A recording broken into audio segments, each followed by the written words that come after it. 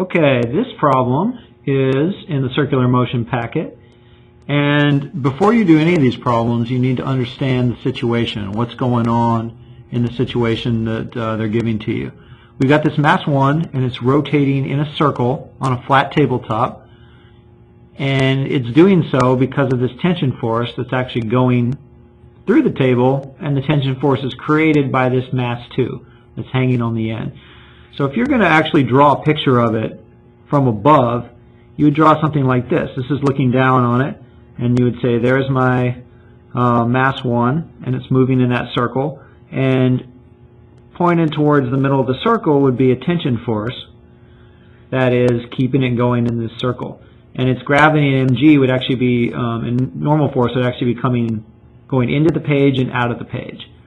So this would be the top view, and then your side view. If we're looking at it directly from the side, you would have the tabletop, that's the tabletop, and then this would be M1, and then you would have a tension force towards the middle, and then you would have the normal force and the gravity force, which are balanced.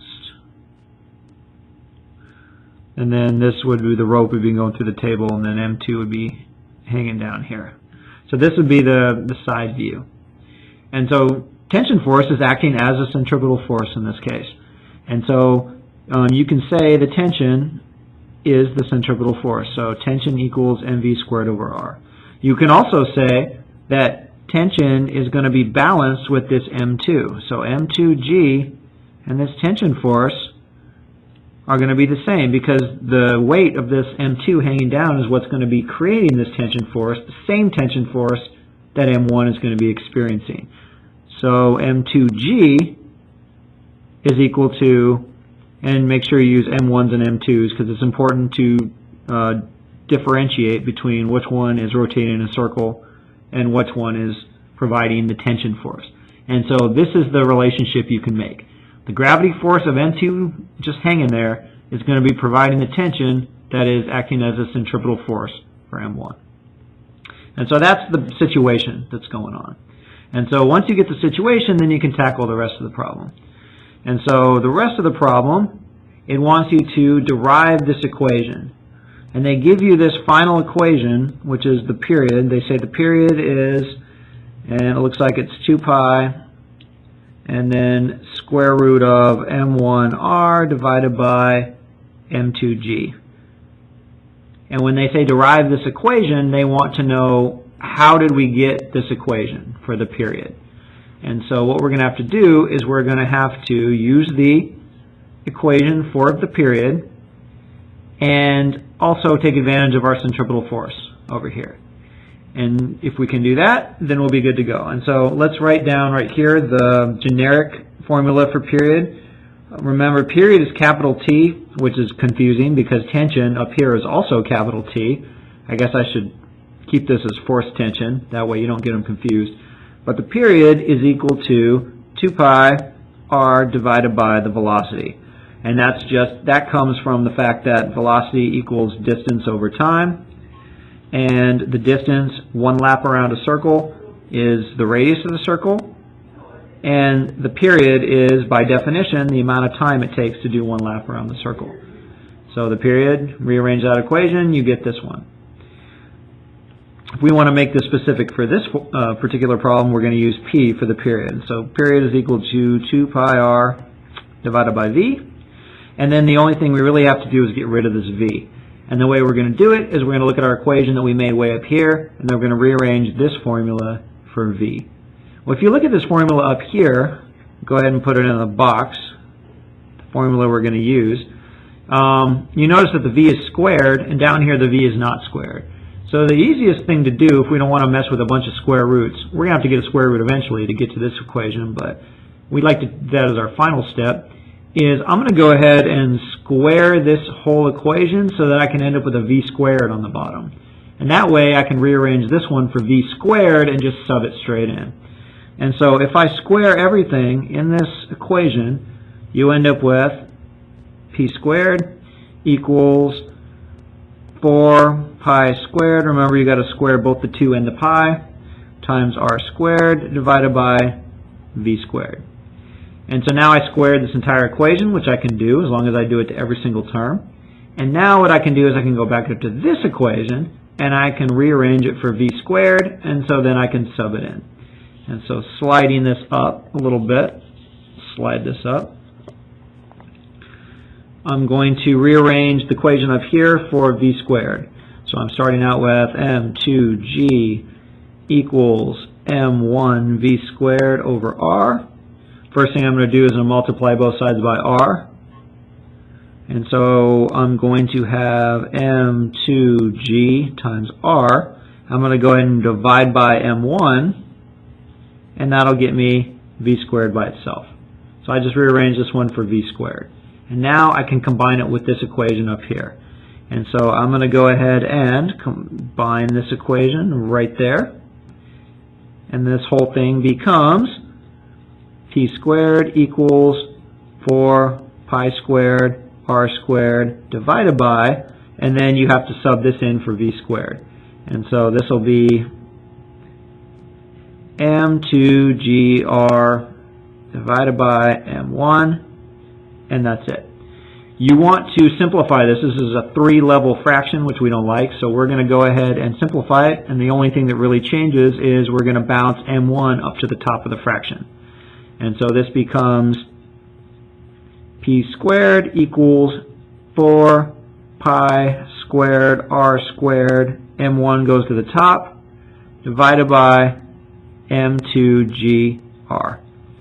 And you can see you have an r squared on the top, you have an r on the bottom, so this r will actually cancel with one of these r's on the top, and you get the final answer, which is p squared equals 4 pi squared times r m1 divided by m2g. We're almost to where we need to be, which is this equation. All you really need to do is square root everything. Square root this side will give you just p. Square root this will turn this back into 2 pi, and then everything else will be under the square root sign. And so your final step, let's keep it on the screen. Let's go this way. Let's make an actual arrow and go this way. When you square or unsquare everything, square root it, you'll get p equals 2 pi. That's what happens when you square root this. Square root m1 times r, and then you'll have the square root of m2 times g, which is basically the same exact thing as what they wanted you to derive up here. And all you really did was combine your centripetal force formula with your formula for period. Combining those two will give you deriving the equation you're looking for. The rest of this, let's slide down and look at the rest of this problem. So now that you have derived the equation,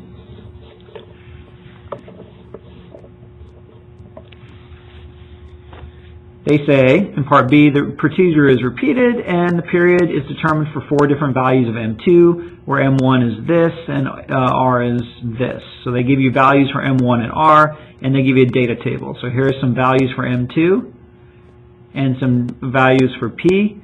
They tell you what M1 is and what R is. Those stay constant as you're going to vary up the M2 of the hanging mass, and you're going to see what's going to happen. Go back and look at the situation. So if I keep changing this M2, which is hanging at the bottom of the thing, then we're going to change the tension. And if I keep changing the tension, I'm going to end up with a different period based on the relationship that we saw right there, how period depends on the mass. It also depends on how heavy M1 is and the radius, but those two things don't change. And so you're going to go ahead and you're going to look at this data table, and they want you to graph something that will yield a straight line with a slope that could be used to determine G. Whenever you're doing a problem like this, you need to look at the formula that they're giving you, and you need to use the equation for a straight line. So looking at the formula they give you, the formula is right here. You look at P equals 2 pi square root M1R divided by M2G. and they want you to graph something, what they're always asking you to do is use this form. They want you to take the formula that you're working with, and they want you to cram it into y equals mx plus b. Because if you can do that, then you'll be able to graph something that will give you a straight line where the slope actually means something. What I mean by that is, if you're going to graph, for example, in this case, you're going to graph the period. The period is going to depend on mass 2. And so what I'm going to do is, I'm going to graph on my y-axis, I'm going to graph the period, and on the x-axis, I'm going to graph m2. Those are my two variables I'm dealing with here. But I can't just graph m2 because that's not the relationship that's going on in this particular situation. It's actually really helpful us to redraw this formula, rewrite this formula in terms of make it look like this, make it y equals mx plus b. And so the way I'm going to do that is I'm going to take the m2 out. Since that's my other variable, that's the piece of this formula that I'm going to remove, leaving everything else intact. And let me show you how to do that. You're going to say, all right, p is being graphed on the y-axis. I don't need to do anything with it. It's just going to stay as is. What kind of relationship is this? m2 is on the bottom of a fraction. It's also under a square root sign. So basically, I'm going to have some value of something, and then I'm going to have 1 over square root of m2. I took the m2 out of the equation, but only the value of m2 that's shown here. It still has to be at the bottom of a fraction, and it still has to be under a square root. But when I remove it from the equation, whatever's left over in the equation is going to be my slope. This is going to be my y equals mx. Remember, the b is just a y-intercept, and most of the time in these problems it's going to be 0. Occasionally it's not 0. But in this case, the y-intercept tells you what is the y value going to be when x is 0. And we're going to be graphing 1 over m2. So if m2 is 0, then the period should be 0. If there's no tension in the rope, then you don't have a centripetal force. Then the thing can't go in a circle.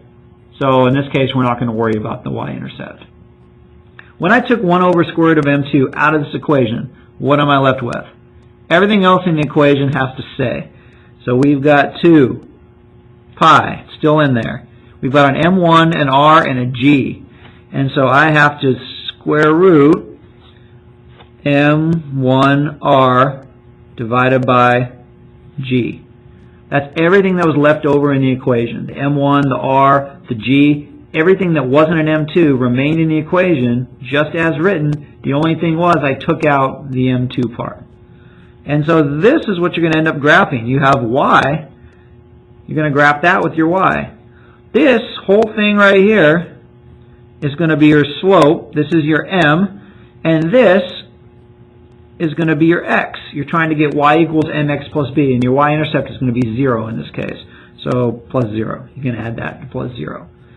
And so that's what they give you this third column for.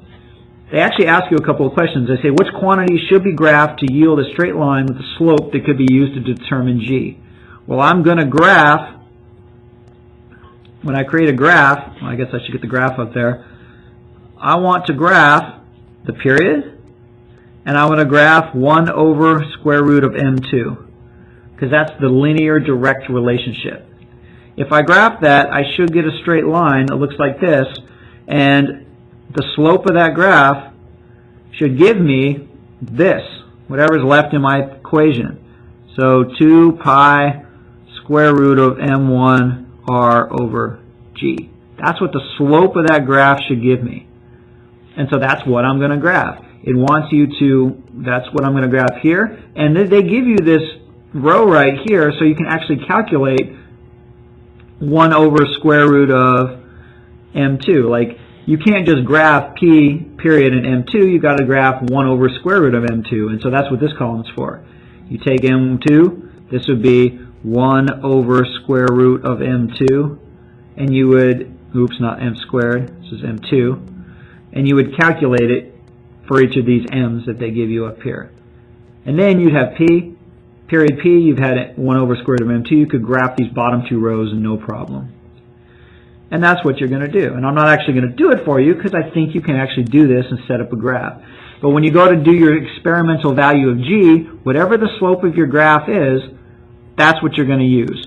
You're going to say, I know that the slope of my graph equals 2 pi square root of m1r divided by g. So rearrange this for g to get your experimental value of g. So how am I going to do that? Well, again, I'm going to square everything. So I'm going to take my slope squared equals 4 pi squared times m1r over g. That's getting rid of the squaring everything. And then I'm going to just rearrange for g. And the easy way to do that is just have the slope squared and the g switch places. So g is going to end up being 4 pi squared times m1r divided by slope squared. And so that, believe it or not, is your answer. That's, if you have the slope, how can you find experimental value for g? Well, you can rearrange it and solve for the experimental value of g using the slope. They didn't say the slope had to be g, they said the slope had to be able to yield a straight line with a slope that could be used to determine g. This is how you would use that slope to determine g. And then everything else is just a matter of calculating it, graphing it, and actually taking the slope of that line to actually determine g.